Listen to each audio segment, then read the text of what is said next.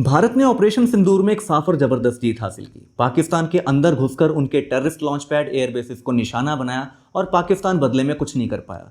सबसे खास बात, दुनिया भर में किसी ने भी भारत के खिलाफ एक लाइन तक नहीं बोली और पाकिस्तान का विक्टिम कार्ड खेलने वाला नैरेटिव दुनिया में पूरी तरह फेल हो गया। लेकिन बावजूद इसके एक अजीब सा ट्विस्ट आया। पाकिस्तान में एक तरफ सीजफायर के बाद जश्न का माहौल बन गया, वहां की सरकार ने जीत की घोषणा कर दी, लेकिन भारत के मंत्री बार बार दुनिया को एक्सप्लेन करते दिख रहे हैं जैसे मानो जीत के बाद भी कुछ छुपाना पड़ रहा हो।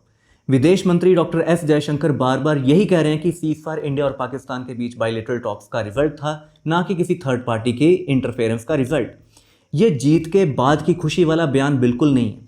और साथ ही भारत और यूएसए के बीच में एक अनइजीनेस या फिर असहजता साफ नजर आनी शुरू हो गई है।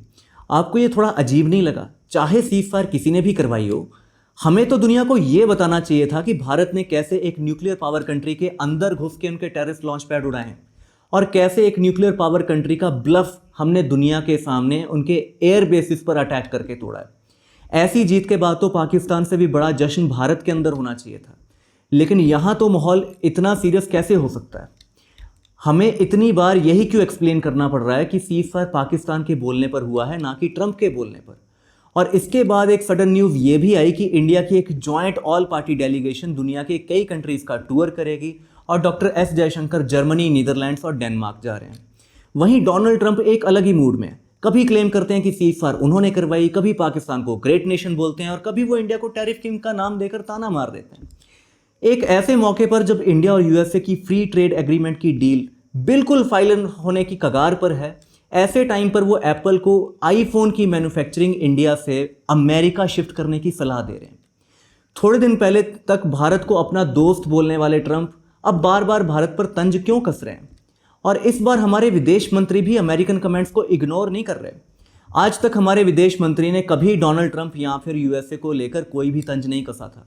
जहां दुनिया भर के देशों ने डोनाल्ड ट्रंप के टैरिफ्स के बाद उनके ऊपर रिवर्स टैरिफ लगा दिए थे, वहीं भारत ने एक भी नेगेटिव स्टेटमेंट नहीं दी थी। लेकिन अभी अचानक से हमारे विदेश मंत्री यूएसए से लगातार दूरियां बनाते हुए नजर आ रहे हैं, यूएसए के ऊपर तंज कसते हुए नजर आ रहे हैं। क्यों? क्योंकि डोनाल्ड ट्रंप ने सीजफायर का क्रेडिट ले लिया। डोनाल्ड ट्रंप की इससे बड़ी बड़ी बातें इंडियन गवर्नमेंट ने नज़रअंदाज कर रखी हैं पास्ट में, जैसे इंडिया को टैरिफ किंग बुलाना, ट्रेड अब्यूज़र बुलाना। उसके सामने ये सीजफायर का क्रेडिट लेना तो एक छोटी सी बात थी। जब हम जीत चुके हैं तो फिर क्या फ़र्क पड़ता है कि सीजफायर का क्रेडिट कौन ले रहा है? आखिर चल क्या रहा है? कहीं ऐसे तो नहीं कि हाथी के दांत दिखाने के और हैं और खाने के और। चलिए इसको डिकोड करने से पहले एक काम करते हैं, इन सभी इवेंट्स को एक क्रोनोलॉजिकल ऑर्डर यानी कि कालक्रम में समझने की कोशिश करते हैं। 2024 में न्यूज़ आती है कि भारत ने 114 फाइटर एयरक्राफ्ट को प्रोक्योर करने के लिए एक टेंडर फ्लोट किया है। भारत के पास फाइटर एयरक्राफ्ट की शॉर्टेज भी है और इंडियन प्रोडक्शन काफ़ी पीछे भी चल रही है। इसलिए सरकार ने एक बहुत बड़ा टेंडर निकाला जिसमें 114 एयरक्राफ्ट को किसी फॉरेन कंट्री से प्रोक्योर करने का प्लान बना। इस टेंडर की कीमत लगभग 1.5 लाख करोड़ तक जा सकती है, जिससे ये दुनिया का सबसे बड़े टेंडर्स की लिस्ट में शामिल होने वाला है।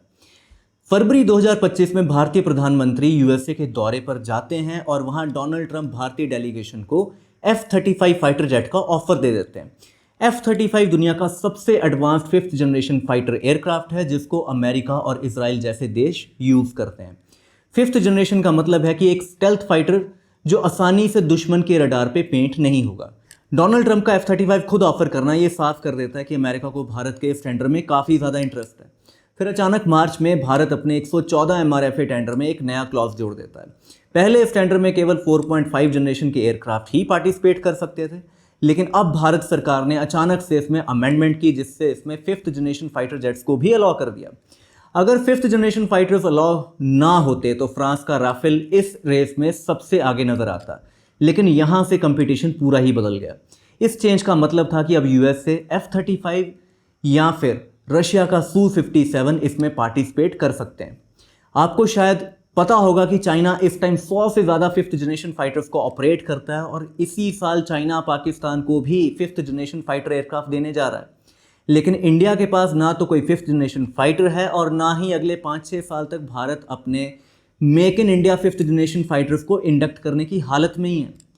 इसका मतलब ये है कि अगर इंडिया अगले 5 से 6 साल तक 5th जनरेशन फाइटर नहीं खरीदेगा तो भारत, पाकिस्तान या चाइनीज़ एयरफोर्स दोनों से काफ़ी पीछे रह जाएगा और किसी भी कॉन्फ्लिक्ट के दौरान भारत को काफ़ी नुकसान उठाना पड़ सकता है। इसलिए इंडियन एयरफोर्स का इस टेंडर में 5th जनरेशन फाइटर जेट को इंक्लूड करना एक समझदारी थी। इसके बाद यूएसए के वाइस प्रेसिडेंट जेडी वैंस अप्रैल में भारत आते हैं और वो भी यहाँ आकर बस F-35 की ही बात करते हैं कि इंडिया को अमेरिका से F-35 खरीदने की ज़रूरत है। लेकिन पहलगाम के टेररिस्ट अटैक की वजह से उनका ये विजिट ओवरशैडो हो जाता है और ये बात यहीं दब जाती है। फिर आता है इंडिया पाकिस्तान कॉन्फ्लिक्ट, जहाँ इंडिया क्लियरली अपना अपर हैंड पाकिस्तान पर बनाता है और पाकिस्तान भारत के साथ सीज फायर खुद मेडिएट करता है। ट्रंप अचानक से बीच में आकर सीज फायर का क्रेडिट लेने की कोशिश करते हैं, पर भारत उनको इसका कोई भी क्रेडिट नहीं देता।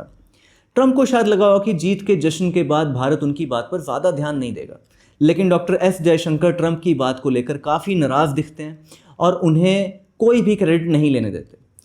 वैसे इससे पहले डॉक्टर एस जयशंकर ने कभी भी यूएसए से कोई नाराज़गी जाहिर नहीं की थी, लेकिन जीत का जश्न छोड़कर वो यहाँ यूएसए के रवैये को लेकर टेंस्ड और सीरियस दोनों ही नज़र आते हैं। फिर डोनाल्ड ट्रंप के अलग अलग बयान सामने आते हैं। कभी वो पाकिस्तान को ग्रेट नेशन बुलाते हैं, कभी वो एप्पल को इंडिया से आईफोन मैन्युफैक्चरिंग शिफ्ट करने के लिए बोलते हैं, और इससे ये साफ हो जाता है कि अचानक से यूएसए और भारत के बीच में किसी बात को लेकर दूरियां बननी शुरू हो गई हैं। और दो बड़े देशों के बीच में दूरियां अगर सिर्फ इस बात से बढ़ गई हैं कि सीज फायर किसने करवाया, तो ये बात थोड़ी अटपटी दिखती है। फिर एक और बड़ी खबर आती है कि फ्रांस की कंपनी डसॉल्ट एविएशन, जिसने एक हफ्ते पहले ही इंडिया के साथ मरीन राफेल एयरक्राफ्ट की डील साइन की थी, उन्होंने भारत को एयरक्राफ्ट का सोर्स कोड देने से मना कर दिया। सोर्स कोड एयरक्राफ्ट के किसी सिस्टम के सॉफ्टवेयर को कहा जाता है, जिसकी ज़रूरत भारत को इसलिए है ताकि भारत अपने खुद की मिसाइल्स और वेपन्स को राफेल में फिट कर सके।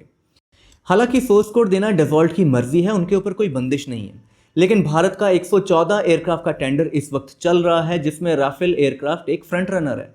एक ऐसे टाइम पर उनका सोर्स कोड देने से मना करना उनको टेंडर की रेस से बाहर भी करवा सकता है। इससे यह साबित हो जाता है कि या तो डसॉल्ट को पता है कि उनको कॉन्ट्रैक्ट नहीं मिलेगा, या फिर वो ये शर्त रख रहे होंगे कि अगर हमें अगला कॉन्ट्रैक्ट दोगे तो हम आपको सोर्स कोड देंगे। मतलब साफ है कि वो बहुत ज़्यादा कॉन्फिडेंट तो नहीं है कि उनको ये कॉन्ट्रैक्ट खुद से मिलेगा। और इससे ये साबित होता है कि F-35 या फिर रशिया का Su-57 ही इस बाजी में आगे चल रहे हैं। फिर एक साथ दो बड़ी अनाउंसमेंट सामने आती हैं। विदेश मंत्री डॉक्टर एस जयशंकर यूरोप के 3 देशों के दौरे पर निकलते हैं, जर्मनी, नीदरलैंड्स और डेनमार्क। और दूसरी तरफ NSA अजीत डोभाल के मॉस्को दौरे की खबर सामने आती है। रीज़न दिया जाता है कि वहाँ इंटरनेशनल सिक्योरिटी मीट के अलावा वो S-400 की डिलीवरीज को एक्सपेडाइट करने जा रहे हैं। इस न्यूज़ को भारत में ज़्यादा व्यूअरशिप नहीं मिलती, लेकिन अमेरिकन्स में थोड़ी पैनिक ज़रूर नज़र आती है, क्योंकि NSA अजीत डोभाल अक्सर किसी भी डिफेंस डील से पहले किसी देश का दौरा करते हैं नेगोशिएशंस के लिए।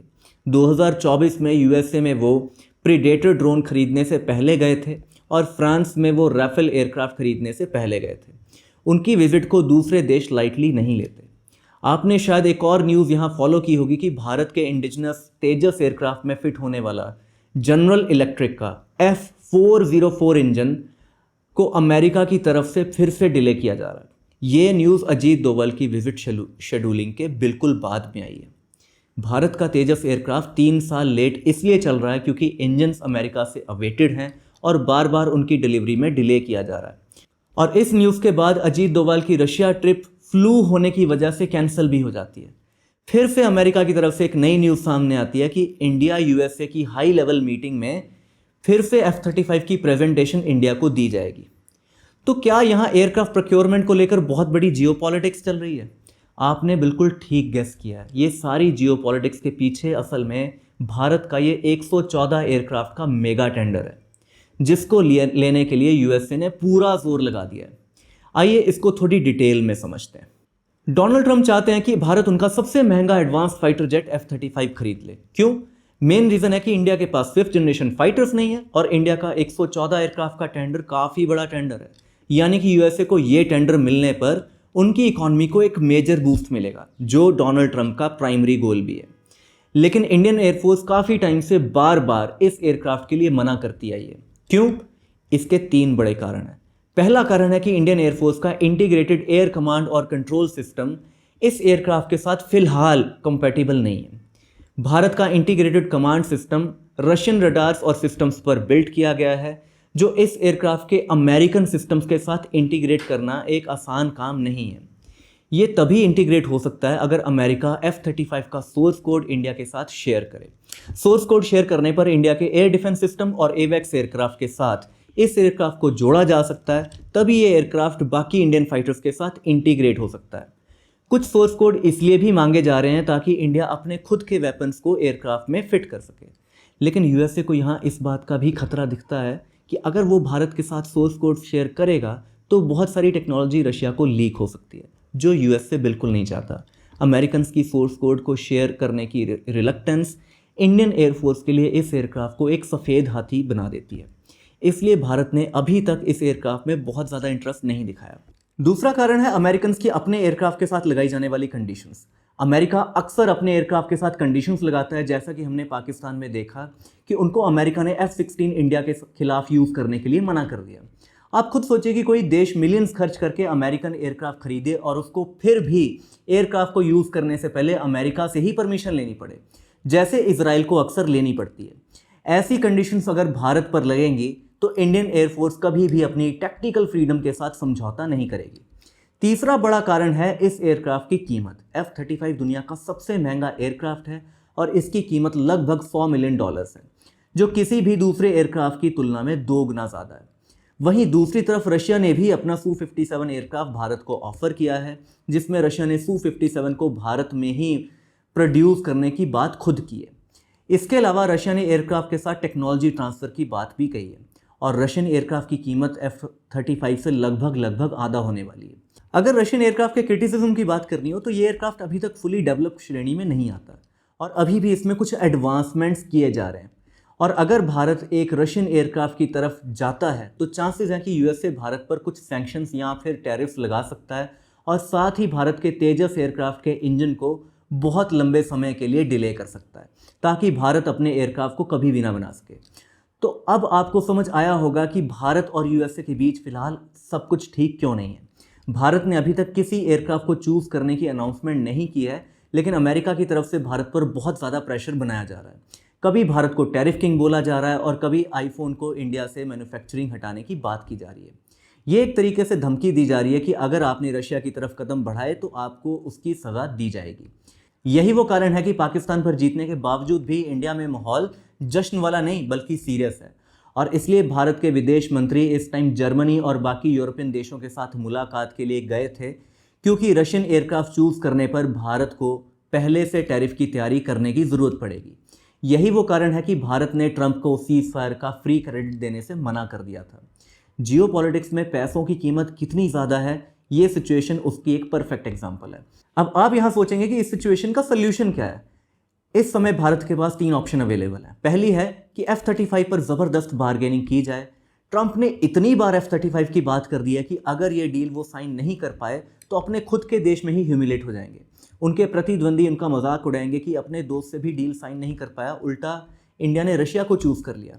ऐसे में ट्रंप पर आने वाला डोमेस्टिक प्रेशर भारत को फ़ायदा दे सकता है और भारत यहाँ टेक्नोलॉजी ट्रांसफ़र और सोर्स कोड की मांग रख सकता है, जो पूरी होने पर ये एयरक्राफ्ट कुछ डिस्काउंट के साथ खरीदा जा सकता है।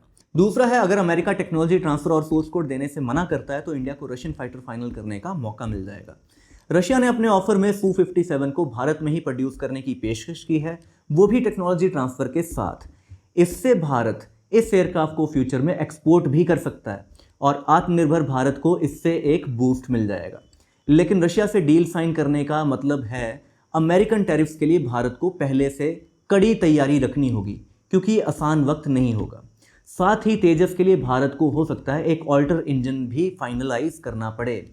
शायद आपने fast track Kaveri engine hashtag के बारे में ज़रूर सुना होगा, जो सोशल मीडिया पर इस टाइम ट्रेंड कर रहा है। वो इसी टॉपिक से रिलेटेड है। उसके बारे में मैं आपके साथ चर्चा किसी दूसरी वीडियो में करूँगा।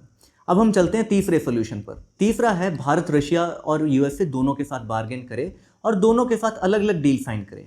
एक तरफ रशियन एयरक्राफ्ट की प्रोडक्शन भारत में करने की डील और दूसरी तरफ अमेरिकन एयरक्राफ्ट कम गिनती में लेकिन सोर्स कोड के साथ, या फिर कुछ भी ऐसी डील जिसमें भारत को दोनों तरफ से बेनिफिट्स मिल जाएं।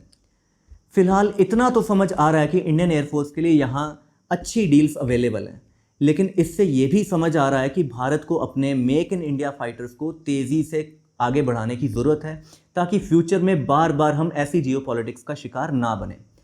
तो जहां पाकिस्तान युद्ध में हार कर भी खुश है क्योंकि उनकी जान बच चुकी है, वहीं भारत जीत कर भी दुखी है क्योंकि जियोपॉलिटिक्स का खेल अब शुरू हुआ है। आपकी क्या राय है कि भारत को कौन सा एयरक्राफ्ट इस समय फाइनलाइज करना चाहिए? किस एयरक्राफ्ट की तरफ भारत को अपना झुकाव दिखाना चाहिए? कमेंट सेक्शन में अपनी राय ज़रूर बताएं। ऐसे ही डीप एनालिसिस के लिए वीडियो को लाइक करें और चैनल को सब्सक्राइब करना ना भूलें। अगर आपने इस चैनल को सब्सक्राइब किया है तो बेल आइकन को दबाना ना भूलें। जय हिंद।